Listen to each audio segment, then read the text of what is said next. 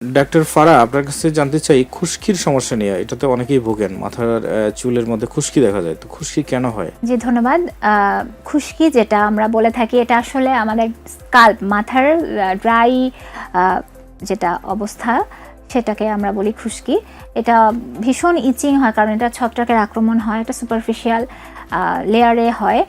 এবং এই সময়টা দেখা এত চুলকানি হতে হতে ফুসকুড়ি হয়ে রক্ত অনেকের হয়ে যায়, পড়ে যায়। তো সেক্ষেত্রে আমাদের যেটা করণীয়, কিটোকোনাজল জাতীয় যে শ্যাম্পুগুলো বাজারে পাওয়া যায়, সেটা আমাদের ব্যবহার করতে হবে। এটার আবার নিয়মাবলী আছে।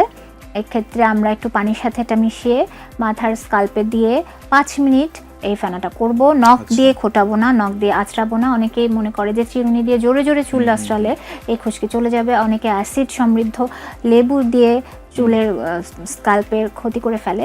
এগুলো আমাদের খেয়াল রাখতে হবে। মাথায় তেল দিলে আসলে খুশকিটা প্রবণতা কম হবে, কিন্তু আবার এটা অ্যাপিয়ার করবে, কারণ আমাদের তো ছত্রাকের আক্রমণ। আবারও বলেছি যে ফাঙ্গাল ইনফেকশন, এটা এক ধরনের ফাঙ্গাল ইনফেকশন, এবং এটা শুধুমাত্র যেখানে চুলের গোড়া সেখানে থাকে। তাহলে আমাদের এটা আসলে দাড়ি, গোফ যেখান থেকে, সেই জায়গাগুলোও কিন্তু হয়। তো সেবোরিক ডার্মাটাইটিসে এটা ছড়িয়ে মুখ পর্যন্ত চলে যায়, এবং মুখেও তারা বলে যে প্রচণ্ড চুলকাচ্ছে। দেখা যাবে কানের লতি, কানের পিছনে, এবং যাদের বুকে পশম আছে তাদের ওখানেও কিন্তু সেবোরিক ডার্মাটাইটিস হয়ে থাকে, বগলে যে জায়গাগুলো লোম হয়। তো সেক্ষেত্রে আমরা বলবো যে মাথায় যে শ্যাম্পুটা আপনারা করেছেন সেটাই আমরা মুখে, হ্যাঁ, ওখানেও 5 মিনিট করে রাখবো। এবং এটা রাখার পরে রেগুলার নিয়ম ব্যবস্থা হচ্ছে, আমার শরীরে যেই যেই জায়গাগুলোতে এরকম সাদা ছোট ছোট ফুসকুড়ির মতো উঠছে এবং কান পর্যন্ত ছড়াতে পারে, সেক্ষেত্রে আমরা কিন্তু আবার ইএনটি স্পেশালিস্টকে দেখাবো, কারণ ওখান থেকে আবার ইনফেকশন হয়ে যেতে পারে।